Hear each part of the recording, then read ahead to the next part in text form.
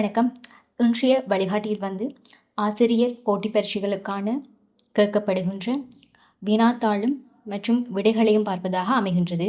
அந்த வகையிலே முதலாவது வினாவாக 2022ஆம் ஆண்டு மத்திய வங்கி ஆண்டறிக்கையின் சமூக நல குறிகாட்டியில் மொத்த தேசிய உற்பத்தியில் கல்விக்கான ஒதுக்கீட்டுக்கான சதவீதம் என்ன? இதற்கான விடைகளாக 1.9%, 1.5%, 1.7%, 2.0% என்பன விடைகளாக தரப்பட்டுள்ளன. 2022ஆம் ஆண்டு கல்விக்காக ஒதுக்கப்பட்டுள்ள சதவீதமாக 1.9% காணப்படுவதோடு 2023ஆம் ஆண்டு 1.2% காணப்படுகின்றது. 2023லேயே மத்திய வங்கி ஆண்டறிக்கையானது நிறுத்தப்பட்ட இறுதி ஆண்டாக காணப்படுவதோடு இப்பொழுது இந்த ஆண்டறிக்கையானது பொருளாதார மீளாய்வு மற்றும் மத்திய வங்கி நீதியியல் அறிக்கை மற்றும் தொழிற்பாடுகள் என்ற பெயர்களுடன் வெளியிடப்பட்டு வருகின்றது. இதன் அடிப்படையில் 2025ஆம் ஆண்டு கல்விக்கான ஒதுக்கீட்டு சதவீதத்தினை இலங்கை பொருளாதார மற்றும் சமூக புள்ளி விவரங்களின் அடிப்படையில் 1.9% காணப்படுகின்றது. அடுத்த வினாவாக பௌத்த பிரிவேனா கல்விக்கு பொறுப்பாக காணப்படும் இராஜாங்க அமைச்சரின் பெயர் என்ன? செஹான் சேமசிங்க, கனகஹோரத், மொஹான் பிரிதர்ஷன என்பவர்களின் பெயர்கள் தரப்பட்டுள்ளது. இதற்கான விடையாக விஜித பேருகொட என்பதே சரியானதாக காணப்படுகின்றது. இவர் 2023ஆம் ஆண்டிலும் இராஜாங்க அமைச்சராக காணப்பட்டதுடன் தற்போது கல்வி, உயர்கல்வி, தொழிற்கல்வி அமைச்சராக கலாநிதி ஹரணி அமரசூரிய உள்ளார். பௌத்த விவகாரங்கள் ஆணையாளர் நாயகமாக RM கமனி செரரத்ன நியமிக்கப்பட்டுள்ளார். அடுத்த வினாவாக பின்வரும் பாடசாலை பகுதிக்குள் எவ்வகை பாடசாலைகள் இலங்கையில் அதிகமாக காணப்படும்? 1C பாடசாலைகள், 1AB பாடசாலைகள், டைப் 2 பாடசாலைகள், டைப் 3 பாடசாலைகள் என்பன விடைகளாக தரப்பட்டுள்ளன. இதன் அடிப்படையில் 1C பாடசாலை என்பது உயர்தர பிரிவு, அதாவது A லெவலில் கலை வர்த்தகத்துறையை மாத்திரம் கொண்டு காணப்படும் பாடசாலைகளை உள்ளடக்கியதாகவும் 1AB பாடசாலைகள் என்பது உயர்தர பிரிவில் கலை, வர்த்தகம், விஞ்ஞானம், தொழில்நுட்பம் ஆகிய பாடங்களை உள்ளடக்கியதாகவும், டைப் 2 பாடசாலைகள் இடைநிலை பாடசாலைகள், அதாவது 1 தொடக்கம் 11 வரையான வகுப்புகளை உள்ளடக்கிய பாடசாலையாகவும், டைப் 3 பாடசாலைகள் ஆரம்ப பாடசாலைகள் 1 தொடக்கம் 5 வகுப்புகளை உள்ளடக்கிய பாடசாலையாகவும் காணப்படுகின்றது.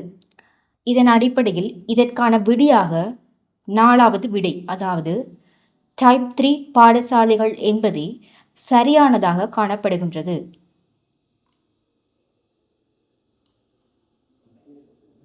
அடுத்த வினாவாக சர்வதேச ஐக்கிய நாடுகள் சபையினால் பிரகடனம் செய்யப்படுகின்ற உலக கல்வி தினத்தின் கருப்பொருள் என்ன?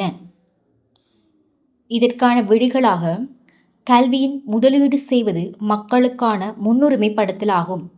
அடிப்படை சுதந்திரமே கல்வியாகும். குறைவிருத்தி நாடுகளின் கல்விக்காக முதலீடு செய்வோம். அடிப்படை கல்வியை அபிவிருத்தி செய்வோம் என்பன விடைகளாக தரப்பட்டுள்ளது. இந்த 4 விடைகளும் தரப்பட்டுள்ளன. இதன் அடிப்படையில் ஐக்கிய நாடுகள் சபையினால் சர்வதேச கல்வி தினமானது 2018 ஜனவரி 24ஆம் தேதி கொண்டுவரப்பட்டதாக காணப்படுகின்றது.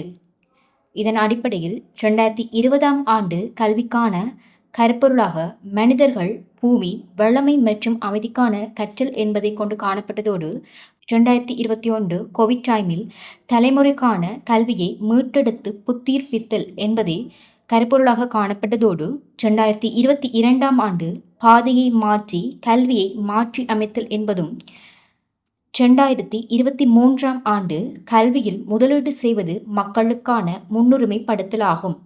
2024 நிலையான அமைதிக்கான கற்றல் என்பதனை கருப்பொருளாக கொண்டு காணப்பட்டதோடு 2025ஆம் ஆண்டு செயற்கை நுண்ணறிவு மற்றும் கல்வி தானியக்க உலகில் மனித செயற்பாட்டை பாதுகாத்தல் என்பதனை கல்வியினுடைய கருப்பொருளாக கொண்டு காணப்படுகின்றது.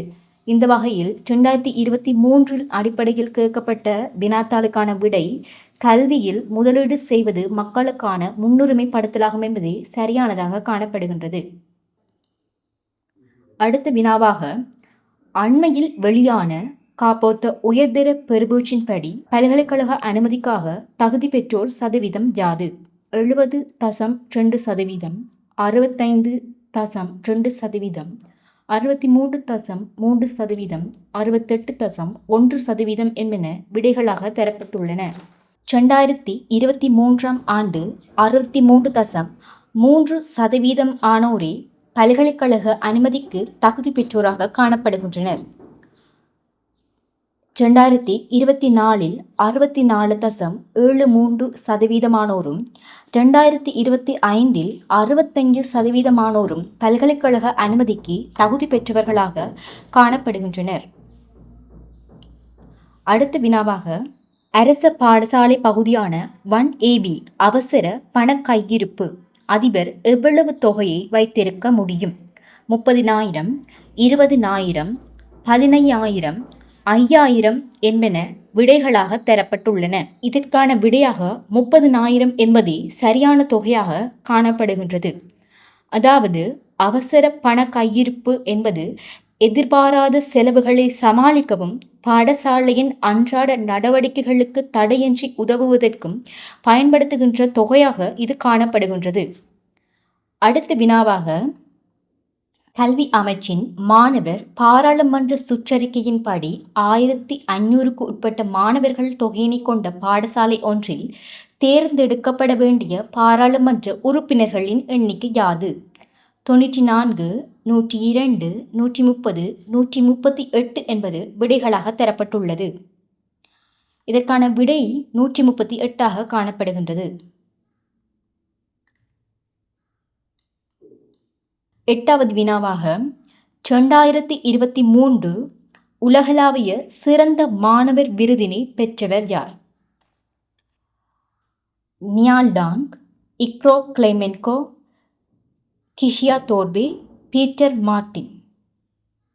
8வது வினாவிற்கான விடையாக கிஷியோ தோர்பே என்பதே சரியான விடையாக காணப்படுகின்றது.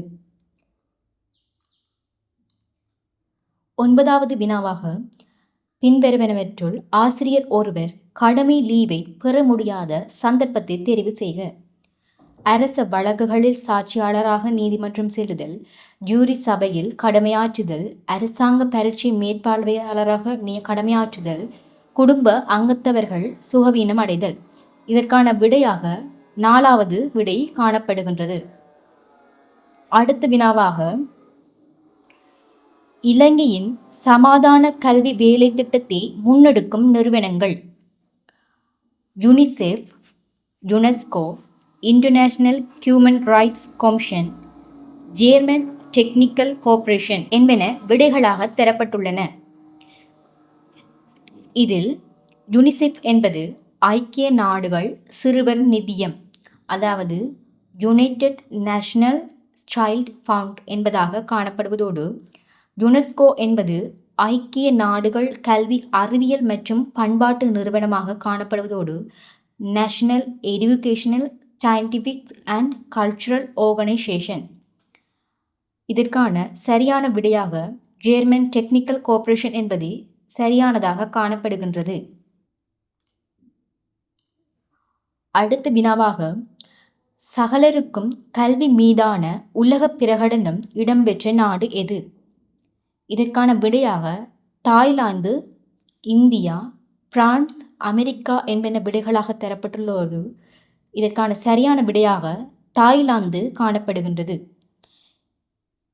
இந்த கல்விக்கான பிரகடனமானது 1990 ஆண்டு மார்ச் மாதம் இடம்பெற்றதோடு, தாய்லாந்து யொம்டியன் நகரில் இந்த பிரகடனம் இடம்பெற்றதாக காணப்படுகின்றது. மேலும் ஆசிரியர் போட்டி பயிற்சிக்கான வினாக்களுக்கான விடைகளை தெரிந்து கொள்ள பகுதி 2 வழிகாட்டி இணைந்திருங்கள். நன்றி.